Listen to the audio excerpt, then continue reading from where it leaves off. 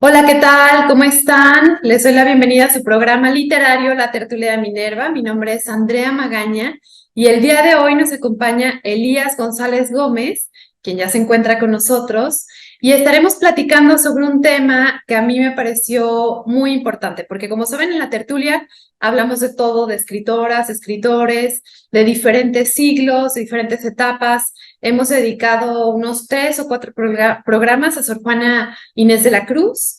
He grabado un podcast con Magdalena Pérez Selva sobre Santa Teresa de Jesús y el día de hoy pues tenemos a un especialista en el misticismo, en la filosofía y pues en estos ámbitos y estaremos hablando de Santa Teresa de Jesús o también conocida como Santa Teresa de Ávila.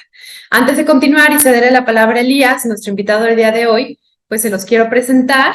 Él es licenciado en filosofía y también maestro filosofía en el ITESO y maestro en filosofía por la Ibero. Ya tú me corregirás si me equivoco. Especialidad, tiene una especialidad en mística, que eso fue a mí lo que me llamó muchísimo la atención, y ciencias humanas en la Universidad de la Mística en Ávila, España, que también me gustaría que al inicio de este programa nos platicaras un poco al respecto de esta especialidad y en qué consiste exactamente, que bueno, ya con el título lo dice, pero aún así pues quisiéramos como que nos compartieras un poco más sobre tu aprendizaje al respecto. Como les decía, su interés se encuentra entre la mística, la filosofía y la lucha antisistémica. Y también es importante mencionarles que es escritor, acabas de publicar recientemente un libro, ¿no? Ujú. Ya llevo 10 libros. 10 libros, ok, no sabía que tenías, yo pensaba que tenías 4 o 5. De hecho, encontré en el Fondo de Cultura Económica el último libro que acabas de publicar. Religarnos. Religarnos, exactamente. Colabora en el ITESO, en la Universidad Jesuita, como coordinador de la cátedra Jorge Manzano, quien era un jesuita y bueno, que dejó un gran legado dentro de la filosofía, no solamente en el ITESO, sino también a nivel nacional y quizás podría decirse a nivel internacional. A mí me tocó cátedra con Manzano, no sé si, yo supongo que a ti también te tocó el seminario de Nietzsche, por ejemplo, y también creo que me tocó con Schopenhauer. Mira, qué bien. Así es. Elías, me gustaría que comenzáramos, que nos contaras un poco sobre tu andar dentro de la filosofía brevemente y también que ahondáramos un poco más en qué consistió esta especialidad en mística, que cuando tuve la oportunidad de visitar Ávila en España, pues para mí fue un deleite porque yo estudié en un colegio teresiano, en el Colegio Enrique de Ossó, que bueno, fue fundado por Enrique de Ossó, pero nuestra modelo y nuestra pues guía a seguir y aspiración era y es dentro de los colegios teresianos pues es Santa Teresa de Jesús, ¿no? Desde niña yo crecí viendo la vida de Santa Teresa representada en obras teatrales, teníamos el cuarto de hora de oración, que es en la mañana dedicarle 15 minutos a la oración, que ya lo estaremos platicando justamente en las moradas, la importancia de la oración y cómo abre puertas la oración en este sentido en lo que decía Santa Teresa. Y pues me parecería interesante empezar un poco con tu trayectoria y cómo es que llegaste a Santa Teresa, porque en filosofía ambos somos del ITESO, que no compartimos clases, generación, yo soy un poco más arriba, creo, pero pues no vimos a Santa Teresa, ¿no? Entonces, ¿cómo llegaste a ella? Un gusto, Andrea, pues es un gusto también estar aquí con ustedes en tu programa. Estuvimos también con Yolanda Zamora también hablando de la Cátedra Jorge Manzano y es un gusto para mí estar en Jalisco Radio y en todos estos espacios. Pues bueno, llegar a Santa Teresa para mí también fue algo muy bello, pero sí tiene que ver con el ITESO porque recordarás que nuestros compañeritos, algunos eran jesuitas y algunos carmelitas. Carmelitas. Entonces, que no sepa, pues Teresa de Jesús fue la reformadora de del Carmen, ¿no? Ya hablaremos un poco más de eso. Pero entonces, cuando yo era estudiante y comencé a sumergirme, la espiritualidad siempre ha sido mi tema desde niño, siempre ha sido mi interés y me he sumergido desde que era niño empecé a leer la Biblia a los 7 años, a los 12 empecé a leer el Corán. Entonces, esta perspectiva interreligiosa y espiritual siempre ha estado pues en mi vida, ¿no? Pero efectivamente pues no tenía como las bases carmelitanas y es hasta que estuve en el ITESO que también me fui aproximando primero a la espiritualidad ignaciana, ¿no? A través de los jesuitas, aquí a ejercicios espirituales, pero de la mano también me fui acercando poco a poco con los carmelitas. De hecho iba aquí al CESP, que está al lado del ITESO, que es el centro de espiritualidad que tienen en Guadalajara, Y pues ahí asistí a algunos cursos, a algunas cuestiones, incluso acompañamiento vocacional, ¿no? Porque yo fui prenovicio jesuita, pero antes también tenía pues la inquietud, o sea, cuando uno se pregunta si es para él la vida religiosa, pues no solamente me fui con los jesuitas, sino también tuve algo que ver con los carmelitas, y ahí fue como empecé a leer a Teresa, ¿no? Cuando, digamos, terminé la licenciatura, yo ya había leído cosas de Teresa, pero digamos como que tenía esa sed de encontrar algo, ¿no? Como la clásica crisis post-graduarte, ¿no? Más de filosofía, ¿qué voy a hacer? En filosofía dan crisis antes, durante y al Exacto. salir. Y creo que todavía. Sí, sí, sí. Y entonces estaba yo buscando una experiencia de corte más contemplativo, como irme a encerrar, por ejemplo, un monasterio, quizás un año, pero ningún monasterio me aceptaba si no era en un proceso vocacional y yo no tenía como en ese momento. La vocación. Sí, o sea, como que no era esa la pregunta, la idea era, necesito un momento de oración intenso, pero pues solamente me aceptaban si era en un proceso vocacional. Que justamente, perdón que te interrumpa, tu definición de oración sería ¿cuál? En mi caso, te compartiré y ya me dirás tú qué opinas. Para mí la oración sería el silencio, el escucharte, el acallar todo lo que hay a tu alrededor, apagar las distracciones y también poder conectar contigo y con algún ser espiritual superior que consideres, ¿no? El poder pedir y dar, no sé, ¿cuál sería tu definición? Fue muy a bote pronto, ¿eh? No, está perfecto. Hay que meternos ya de lleno. Creo que va por ahí, más bien yo diría, claro, o sea, depende de la tradición, ¿no? A mí me encanta la definición de Teresa de oración, ¿no? Estar muchas veces y a solas con quien sabemos, tratar de amistad, estando muchas veces y a solas con quien sabemos nos ama, es una relación. Efectivamente, la oración, digamos, se distingue del rezar, porque en el rezar es más bien un monólogo. Un repetir como un mantra, ¿no? Sí, y claro, a través de la repetición y del mantra puedes entrar en oración, pero ya la oración es cuando entras a un nivel relacional internamente, cuando ya entras al castillo, diría Teresa, cuando ya entras a un nivel, repito, sí, de un acallamiento, de un silencio, y ya hay una relación con este misterio con mayúscula, llámenle cada quien como quiera llamarle, y pues eso sería como la oración, ¿no? Y por ahí yo estaba como un poco queriendo tener un espacio después de años de mucho estudio y activismo, tener un espacio, digamos, como más contemplativo.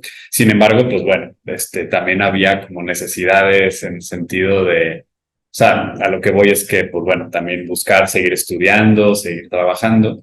Y fue que los carmelitas me hablaron de la Universidad de la Mística, que había un programa allá en España, en Ávila, no sé qué, me puse a investigar, me puse en contacto, y así fue como llegué allá, ¿no? Pedí beca, pues tuve la suerte de poderla conseguir. ¿A través de qué fundación? Directamente desde la universidad, tuve la posibilidad de que me dieran parte de beca de manutención, que en realidad es lo más caro en España. Justamente eso te iba a decir, tú deja pagar la universidad, que también podría ser muy caro, pero también vivir allá, ¿no? Exacto. Pero lo lindo de la Universidad de la Mística es que es una universidad / monasterio.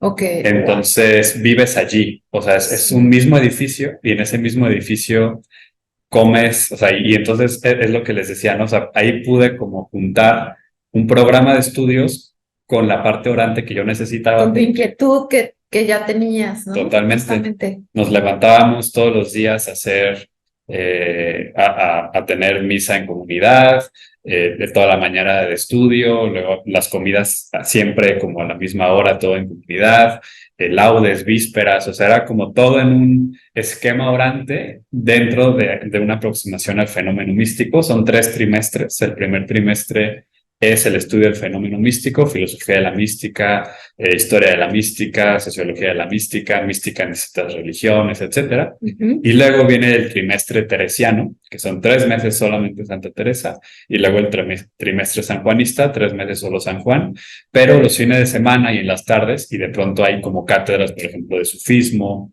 de diálogo interreligioso, luego hay salidas. Tuvimos la oportunidad de ir a conocer pues, lugares teresianos, sanjuanistas, los monasterios que fundó Teresa, los de Juan, etc. Y pues era yo era el más chico, tenía 24 años, pero mis compañeros pues eran frailes de la India, de África, monjas de Brasil, entonces era una experiencia muy intensa y Interesantísimo. bonita. Sí. Me encanta que hayas tenido esta oportunidad. Me quedo de cuatro de cómo no me enteré de eso años antes, justamente, ¿no? El poder encontrar estos espacios de silencio y de estudio principalmente, ¿no? Que también muchos que estudiamos filosofía, tampoco puedo generalizar, o letras, humanidades, en momentos lo que estamos buscando es espacio para poder reflexionar, para poder leer, dedicarlo al estudio, ¿no? Por eso y yo regreso a Sor Juana, de quien ya hemos hablado en la tertulia, y por eso lo remito, porque sé que nuestros radio escuchas ya han escuchado a Sor Juana, porque entró a la vida conventual, porque ella buscaba un espacio para poder tener silencio, sosiego, para dedicarse a su vocación, que era el estudio, la escritura, la investigación de textos, y fue la manera en la que la encontró, también por la época y las circunstancias, más que ya una vocación, su vocación era dedicarlo pues al estudio, ¿no? Y justamente es lo que buscamos y me parece muy interesante esto que nos compartes, Elías. ¿Qué te parece si vamos un breve corte y regresando pues entramos de lleno con Santa Teresa de Jesús y su obra, que creo que aquí es justamente pues parte primordial y esencial dentro de la vida de Teresa, no solamente su vida, que fue muy interesante, y estaremos hablando de la fundación de la orden, de los carmelitas, el regresar pues a lo básico, es decir, a los cambios que ella realizó, las reformas, y también su escritura con la morada, las moradas, el castillo interior que ya estaba mencionándolo brevemente Elías, pero bueno, estaremos hablando de lleno, regresando después de un corte. Les recuerdo redes sociales, @la tertulia de Minerva, @Jalisco Radio.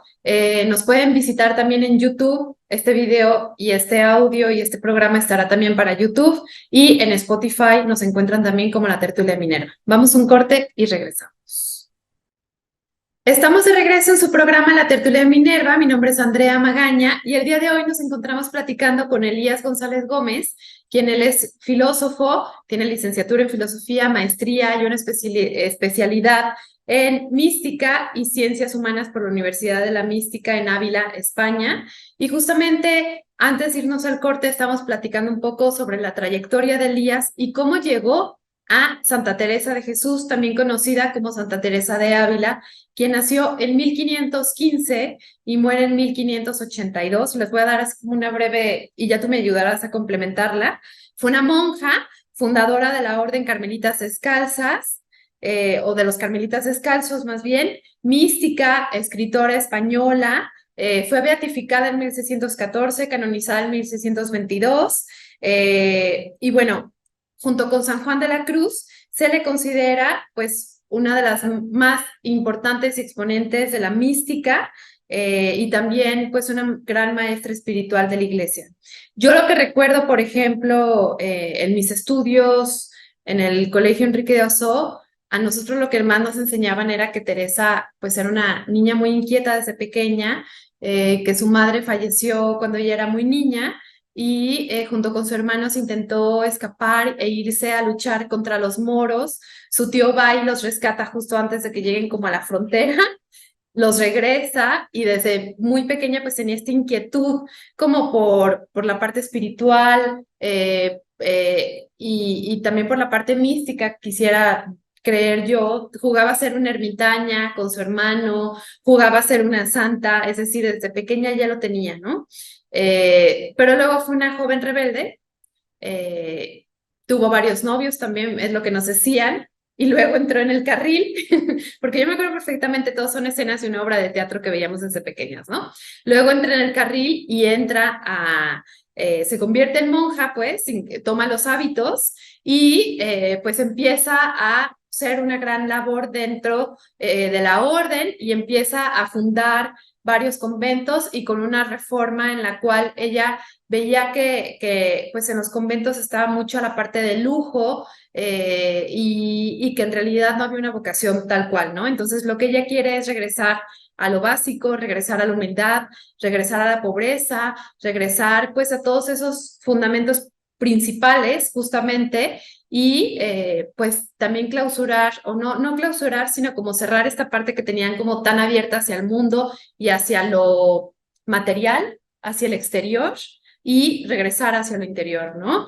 Tengo entendido que fundó 17, más o menos, sí, conventos. 17 conventos, fundó 17 conventos. Ella llegó a fundar hasta al 15, tengo entendido, porque sí tuvo varias etapas de enfermedad, periodos de enfermedad, y bueno, pues fallece en 1582.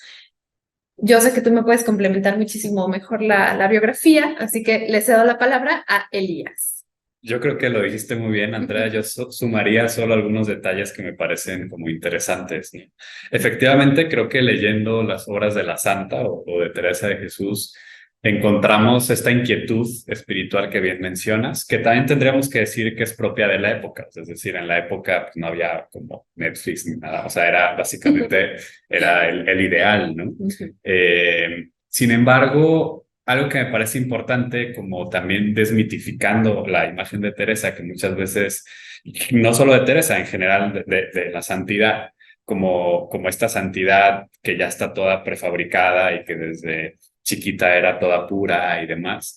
Teresa fue madurando y en realidad ella tiene su conversión real cuando ya era monja, cuando ya llevaba veintitantos años de monja, o sea, es decir, efectivamente, o sea, y esto es un dato que ahí está en el libro de la vida, lo menciono rápido, Teresa de Jesús tiene lo que le llamamos cuatro obras mayores, que es el libro de la vida, que es el primero que escribe. Que es una autobiografía Espiritual, por decirlo así, que abarca básicamente desde su nacimiento hasta hasta la fundación del primer convento carmelita descalzo. Ahorita voy a abordar un poco qué es eso de lo descalzo.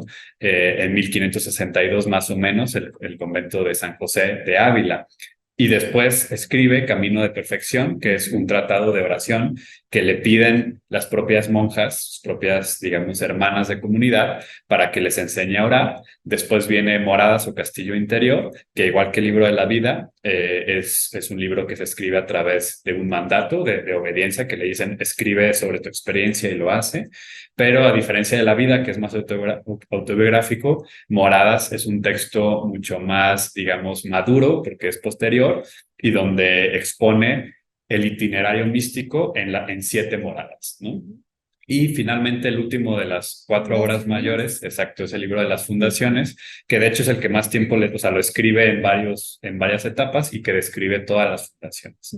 Entonces, como ven, pues es todo un recorrido de Teresa y lo que quiero también subrayar, lo que les decía, es que Teresa va a entrar al convento por miedo al infierno, o sea, es decir, básicamente por eso ella no quiere casarse, es de las menores de su familia, ve a sus hermanas y dice que flojera, ¿no? Vivir así, estamos hablando de una iglesia y de un tiempo todavía más patriarcales de los que ahora nos han tocado.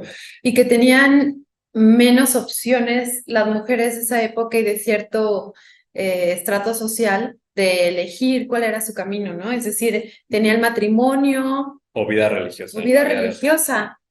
No había de otra y Teresa pues apuesta porque dice, bueno, por el camino del matrimonio dice me voy a perder, o sea, me voy a perder, no es su camino y lo único que obtiene es el de la vida religiosa y decide entrar al convento de la Encarnación con las carmelitas porque ahí está una amiga suya, no porque digamos le llamó la atención, la comunidad, no. Y entonces tenía ese miedo, digamos, al infierno y tenía una amiga así y decía, pues bueno, ahí.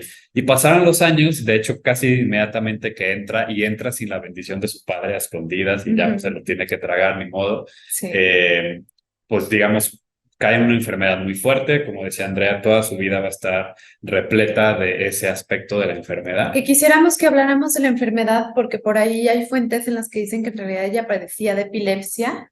Hay varias como hipótesis. Estos arrebatos que tenía, que eran interpretados como arrebatos divinos, por decirlo así, no sé cuál sería la palabra, pero ayúdame. Sí, como los éxtasis, que en realidad, exacto, algunos dicen que era más como una epilepsia, otros dicen que tuvo incluso varias cuestiones del corazón, ataques cardíacos, o sea, eso hay muchísimo investigado, o sea, la cuestión de la salud, tanto física como mental, en Teresa hay muchísimo escrito. Yo creo que basta decir con que pues claramente tenía una condición física enfermiza y sin embargo con eso hizo pues todo lo que hizo, ¿no? Y entonces a partir de todo un proceso que ella va viviendo, como bien decía Andrea, la orden de los carmelitas, así como muchas órdenes religiosas de la época, estaban en un desorden total, o sea, estaban pasando por una crisis fuerte y viene todo un movimiento de descalcez. La descalcez significa volver, como bien decía, a los orígenes, volver a lo original, a lo primitivo en el buen sentido, o sea, al espíritu propio de cada orden. Y de hecho el Carmelo fue de las últimas órdenes que se descalzó, ya se habían descalzado franciscanos, dominicos, agustinos, y el Carmen fue Teresa, por eso Teresa más, o sea, sí fundadora de conventos, pero de la orden fue la reformadora, porque el Carmen ya existía, entonces lo que ella hace es reformar, pero se separan, los carmelitas calzados siguen existiendo y los carmelitas descalzos, tanto lo varonil como lo femenil, y ya una expansión enorme, digamos, de subramas como las teresianas, etcétera, que no son carmelitas en el sentido, digamos, que no son las de Teresa, pero son de esa espiritualidad y son de la familia carmelitana, por decirlo así. Sí, justamente ahora que mencionas Enrique de Oso, lo que hizo fue pues tomar estos ideales de Santa Teresa, inspirarse, ponerla como el ejemplo para fundar la Orden de las Teresianas y también en la parte de la educación y de las escuelas y los colegios, ¿no? Entonces justamente de ahí viene la inspiración de Enrique de Oso, que también es santo, San Enrique de Oso. Sí, que ha entonces inspirado un montón de, como bien decías, pues canonizada, una doctora, la primera doctora de la iglesia. Leía San Agustín, ¿verdad? Leía San Agustín, de hecho hay que recordar que es una época en donde también las mujeres pocas sabían leer y escribir. Teresa es por una cuestión incluso de su madre, que le heredó todo un gusto por la lectura, pero que también fue o sea, al final salió para su beneficio, pero también era de la parte, digamos, por decirlo así, de los desvíos que pudo haber encontrado en su camino, distraerse con otro tipo de literatura. Ah, claro, que porque le gustaban las novelas de caballería, de enamorados, entonces a partir de ahí también ella lo veía como, o lo llegaron a ver como su parte de la tentación, ¿no? Que era De lo como, mundano. que era como las telenovelas de la época. Ándale, como ponerse a ver ahorita una telenovela. Todo el tiempo. Pero entonces, y su familia era judeoconversa, ¿no? Eso también Eso es importante. tienen que huir de Toledo porque justamente el abuelo de Teresa, el papá de su papá, va a ser castigado públicamente por judaizar. ¿Qué significa eso? Que eran judíos convertidos al cristianismo, pero digamos que todavía tenían las sospechas de que seguían practicando la religión judía dentro de casa. Dentro de casa, escondidas, y entonces lo acusaron de eso, le hacen un castigo público, y eso implicaba en la Castilla Vieja de la honra, de hecho la honra va a ser un gran tema de Teresa, pues básicamente pues un bloqueo social, ¿no? Que no los iban a dejar salir, como salir adelante, entonces tienen que salir de Toledo, se van a Ávila, y ahí incluso pues llegan a medio falsificar papeles de hidalguía, o sea, es decir, como que eran de casta pura, ¿no? Que eran cristianos viejos, se le llamaba. Que no tenían sangre judía. Esa herencia. Herencia judía. Estamos hablando, recuérdense, de una España, pues del origen de los reyes católicos, en donde pues es una España que pretende justamente una sola lengua, ¿no? Con Nebrija, una sola religión, que está ya con todo el tema del Nuevo Mundo. Y entonces, pues se corre a los musulmanes, se corre a los judíos. Entonces hay una persecución por parte de la Inquisición y Teresa, no solo por judía, sino también por mujer mística, va a ser acusada de ser alumbrada, ¿no? De ser, digamos, de una serie de herejías propias. De hecho, el libro de la vida, Teresa nunca lo vio publicado en vida, ¿no? La Inquisición lo toma, lo guarda y hasta Fray Luis de León, hasta después, logra publicar las obras completas de Teresa, o bueno, por lo menos las 4 obras mayores que les mencionaba. Creo que abrimos muchísimos temas y me encanta justamente que nos estés dando un contexto de la España de esa época, ¿no? Estamos hablando de 1515, 1582 y todo lo que sucede entre esa etapa en la vida de Teresa, que justamente, supongo yo, a los retos a los que se enfrentó ella, no solamente fue, como bien dices, por su antecedente, su legado familiar, sino también por ser una mujer que escribía. y por ser una mujer que buscaba una reforma. Es decir, sé que se enfrentó ante muchas denuncias, ante persecución, ante la Santa Inquisición, y que una mujer de esa época escribiera, pues supongo que también era visto, pues no con muy buenos ojos por muchos que estaban a su alrededor, ¿no? Aunque supone que lo que escribió era para sus hermanas, tengo entendido, ¿no?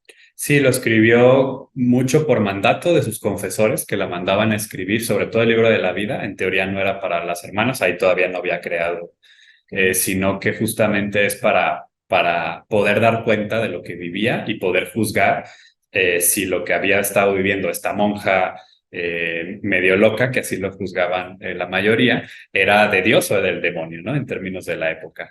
Ya después, sí, los textos que siguieron, sí eran para las monjas, pero estaba totalmente controlado. De hecho, los textos originales están censurados, tachados. Buena parte de ellos se ha podido recuperar lo que venía originalmente, ¿no? Y ya las obras de ediciones críticas que tenemos ahora, pues ya son textos que tenemos, por ejemplo, esta de Monte Carmelo, la editorial Monte Carmelo, ya son textos que recuperan aquello que se le censuró a Teresa, ¿no? Como lo que se conoce el manifiesto feminista de Santa Teresa. O sea, hay textos allí ya, digamos, que es la propia Teresa y ya no, pero por eso es lindo ya irnos no solo a las obras mayores, sino a lo que se llama las obras menores. ¿Por qué? Porque son más pequeñas, por ejemplo, las relaciones, los dichos de los conceptos de amor de Dios, etcétera, porque esos textos eran para ella. Ahí, o sea, ya era como para dar cuenta en su diario, ¿no? Ujú. Entonces nadie lo leía, no era para nadie y ahí no se censura, ahí no se autocensura. Por eso es tan importante sí leer las 4 obras mayores, que son las más importantes, pero enriquecerlo con las otras, incluso con las cartas, porque ahí digamos que se recupera también otra dimensión de Teresa. Ahora, ¿por dónde nos recomendarías iniciar con Teresa? ¿Justamente por estas obras menores que mencionas o por alguna obra mayor? Por el libro de la vida. Ok. Yo estoy convencido que sí. Obviamente es al gusto de cada quien y estoy yo convencido que la lectura de Teresa, puedes leer a Teresa por cuestiones literarias, es una de las grandes, o sea, es decir, por ejemplo, el libro de la autobiografía de Ignacio de Loyola es un libro que no tiene mayor valor literario, o sea, es decir, no, Ignacio no era un, y de hecho lo dictó, o sea, es decir, no es así que digas, wow, ¿no? Qué librazo. Ujú. La verdad lo lee gente que tiene pues algún tipo de devoción o que quiere profundizar en la espiritualidad. A Teresa la puedes leer por mera cosa literaria porque pues, tiene una pluma bastante importante, pero yo estoy convencido de que sus obras tienen una dimensión espiritual mistagógica, o sea, es decir, son obras que te acompañan en el camino de la mística, porque así fueron escritas, fueron para acompañar y enseñar a las hermanas carmelitas a orar y etcétera. Entonces, son obras que están pensadas para acompañarte en el proceso espiritual. Entonces, al final, por donde empieces, yo creo que vas a sacar fruto. Sin embargo, si sí quieres, como llevar una guía más o menos que ayuda, empezar por el libro de la vida porque conoces a Teresa, porque es autobiográfico, Ujú. porque además ves por dónde empezó, tiene un lenguaje también de pronto más claro en ese sentido, porque es más biográfico, y después seguir tal cual en ese orden, el camino de perfección, después moradas y finalizar con fundaciones, y después ya como ir complementando con las otras, digamos, textos, que si bien lo positivo es que no fueron censurados, lo negativo es que como al no ser pensados para transmitirse, pues también dejan muchos cabos sueltos que si no tienes la parte doctrinal de Teresa, o sea, si no lees los textos que ella sí pensó y acomodó para poder transmitir su mensaje, no entiendes bien, ¿no? A lo mejor quedas con puras anécdotas de éxtasis que a lo mejor pues, te llevan por otro lado, ¿no? Te llevan a la falsa visión de que la mística es eso. Y la propia Teresa, así como Juan de la Cruz, van a advertir una y otra vez que los éxtasis y los fenómenos extraordinarios en la mística son cosas accidentales, no siempre pasan, no tienen por qué pasar y no importa si pasan o no pasan, lo importante es la relación con el misterio. Entonces, si te vas directamente a leer solamente éxtasis y así, pues te das una mala imagen de lo que es la mística. Y en cambio, si lees los tratados de Teresa, que sí te explica bien el asunto, ya después puedes acomodar bien los otros textos. La mística sería y te voy a pedir también que me ayudes como a complementar. Viene del griego mien, no sé si lo pronuncié bien, que es encerrar, lo arcano, lo misterioso, y es el grado, o lo que busca es alcanzar el grado máximo de unión del alma con lo sagrado. Para Santa Teresa, ¿qué sería la mística? Aparte de que ya nos especificaste, ¿no? Que no es solamente que son excepciones la parte de los arrebatos y el éxtasis, pero ella cómo lo veía y cómo lo refleja, porque creo que habla al respecto en las moradas y en el castillo interior, del castillo interior. Exacto. Me voy a ir más por Teresa, porque Ajá. al ser yo como alguien que estudia la mística y me meto, tengo incluso mi propia definición. Yo ¿Es creo que distinta? tendríamos que hacer otro ¿Otro programa? programa para hablar de mística. Ajá. Pero me voy a meter específicamente en Teresa. Para Teresa, la mística tiene que ver ya con el ámbito de lo sobrenatural, así lo va ella a poner. ¿Qué es lo sobrenatural? O sea, a veces así como que lo raro, no. Lo sobrenatural tiene que ver cuando ya lo que opera en el alma, lo que opera en el interior de la persona, ya es Dios mismo. Y lo voy a poner en dos ejemplos. Una, que es en el libro de la vida, las 4 modos de regar el huerto, que son muy representativos. Dice Teresa, hay 4 maneras de regar el huerto, que es una metáfora de la oración. La primera es sacando agua con mucho trabajo, con un balde de un pozo. La segunda es ya con una polea del mismo pozo. La tercera es con un arroyito, llevas el agua. Y la cuarta, que ya es la propiamente sobrenatural, es la propiamente mística, es con la lluvia. Entonces, las 3 primeras maneras de regar el huerto son aquellas que dependen totalmente de la persona, son propedéuticas hacia la mística, por decirlo así, pero todavía actúa el natural en términos teresianos, ¿no? Actúa la persona, depende de la persona. Pero cuando ya el manantial, digamos, fluye por sí mismo, es decir, ya cuando hemos, digamos, alcanzado ese nivel de libertad para que Dios actúe en plenitud, sea el dueño de la casa o del castillo, diría ya en moradas, eso ya es la mística. De hecho, ya en moradas o castillo interior, la mística, lo sobrenatural, va a empezar justamente en las cuartas moradas. Las cuartas moradas es el intersticio, ¿no? Las primeras 3 vendrían siendo equivalentes a estas 3 primeras maneras de regar el huerto. Todavía depende de ti, todavía tú tienes que poner mucho esfuerzo. Obviamente que en términos teresianos siempre está la gracia, si no fuera por eso ni tendrías fuerzas para orar, pero digamos, todavía depende mucho de la persona. Y se nota, o sea, se nota que depende de tus fuerzas.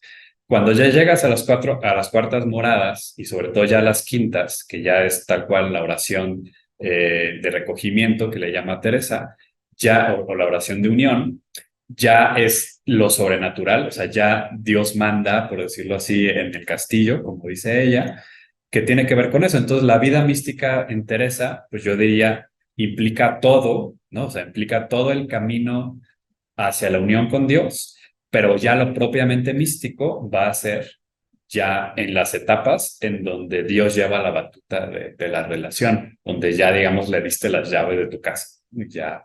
Ya él limpia, dice, acomoda cómo va a estar el asunto. Que justamente por ahí va también la parte del castillo interior, ¿no? Que es una metáfora, podría decirse, que utiliza Teresa para poder explicar justamente nuestro interior, ¿no? Exacto.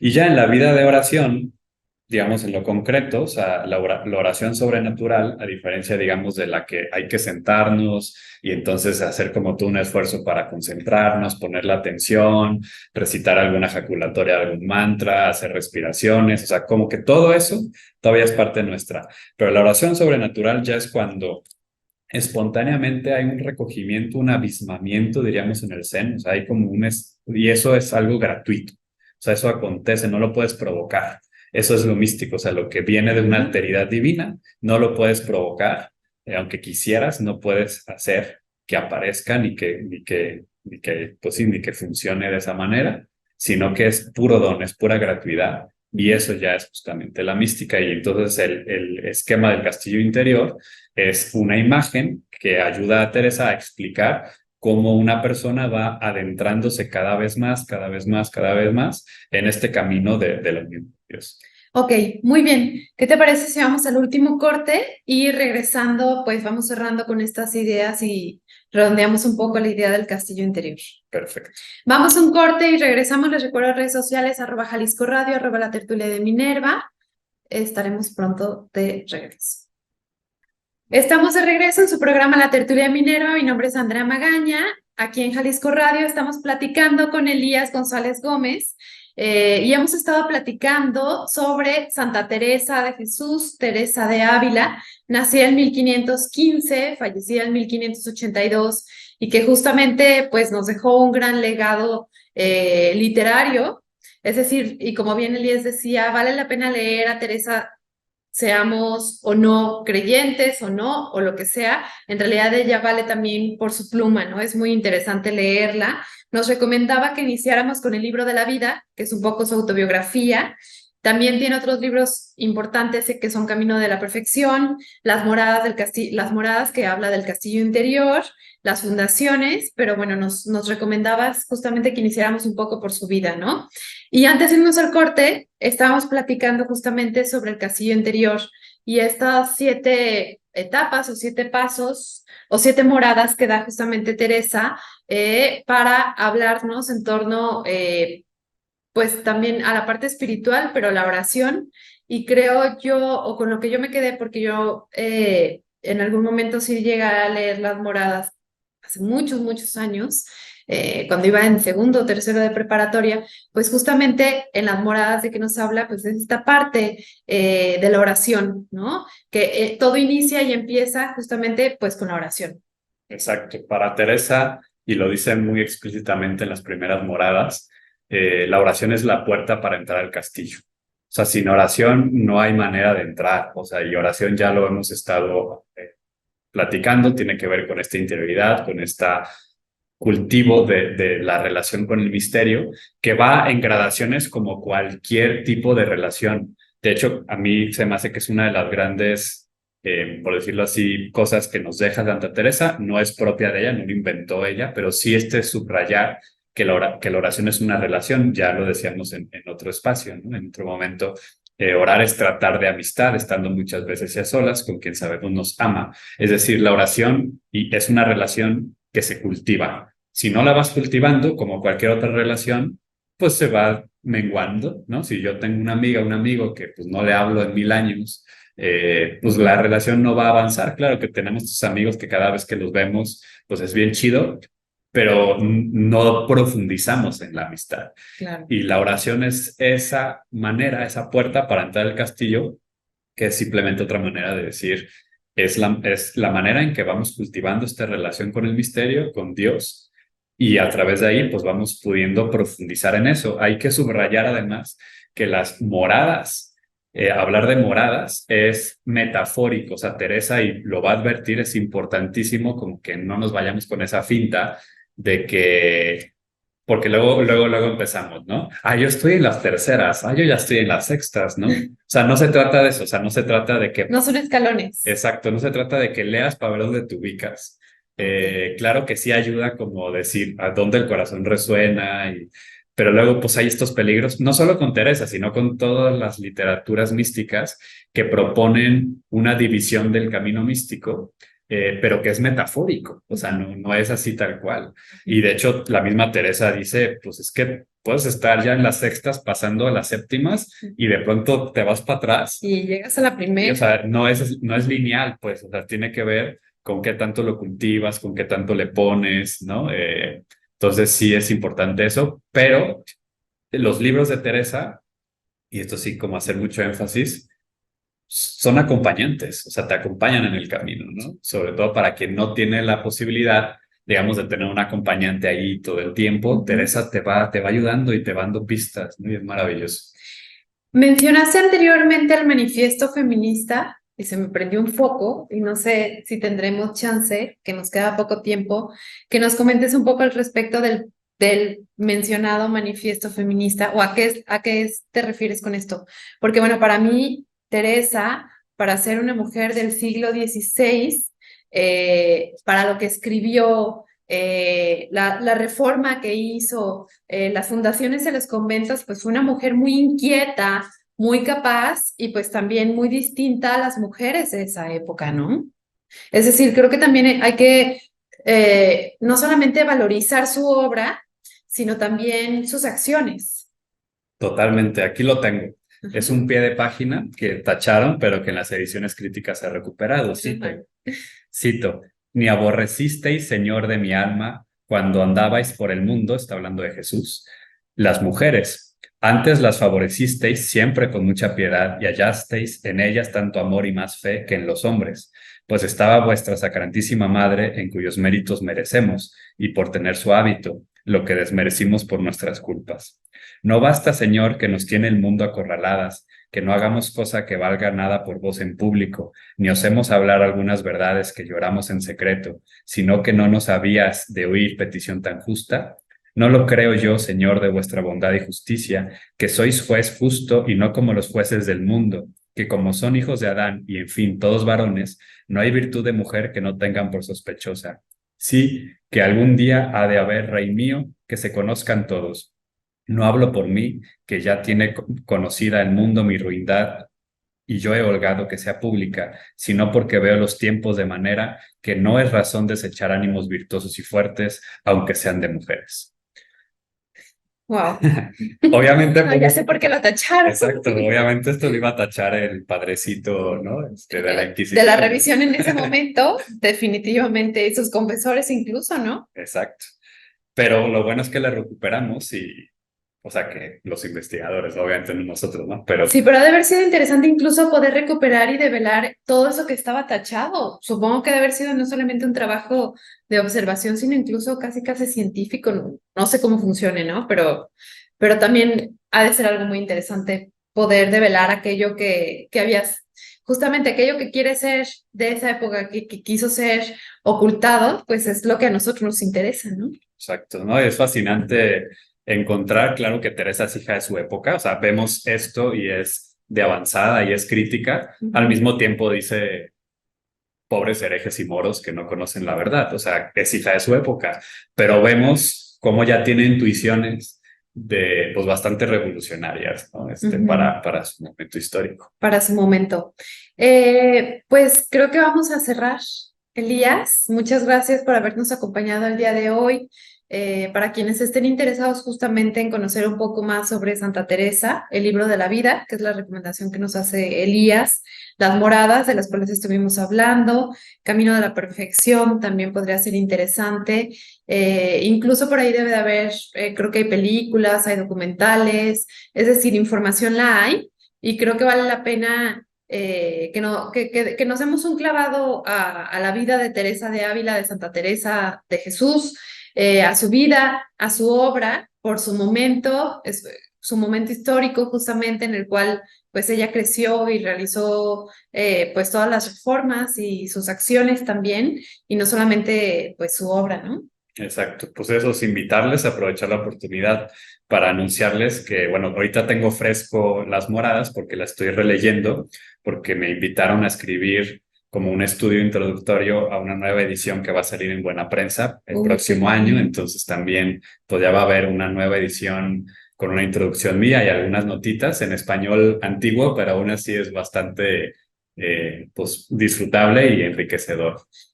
Pues estaría padrísimo que estuvieras de regreso con nosotros ya que vaya a salir el libro o ya que lo tengas en tus manos para poder hablar al respecto. Y justamente les recuerdo que Elías tiene 10 libros publicados y el más reciente creo que es el que yo encontré en el Fondo de Cultura Económica que se titula Religarnos más allá del monopolio de la religión, de Editorial Kairos. Lo encuentran, si están en Guadalajara, en el Fondo de Cultura ahí de Chapultepec, pero también en Gandhi, en Sótano, en Amazon, etcétera, lo pueden conseguir. Exacto. ¿Y tus demás libros dónde los pueden encontrar, Elías? Hay otro que se llama El Dinamismo Místico, Mística, Resistencia Epistémica y Creación del Mundo Nuevo, que está descargable gratis en Internet o también en Amazon. Y hay otros, buscan Elías González Gómez y van a encontrar, algunos están en la UDG, algunos en otras editoriales y por ahí están. Va, perfecto. Pues muchísimas gracias por habernos acompañado el día de hoy, Elías. Es un gusto y bueno, gracias, Andrea. Y gracias a ustedes por escucharnos, por sintonizarnos el día de hoy en Jalisco Radio. Quienes nos están viendo en grabación en YouTube o en Spotify, también les agradezco por haber llegado hasta aquí y hasta pronto.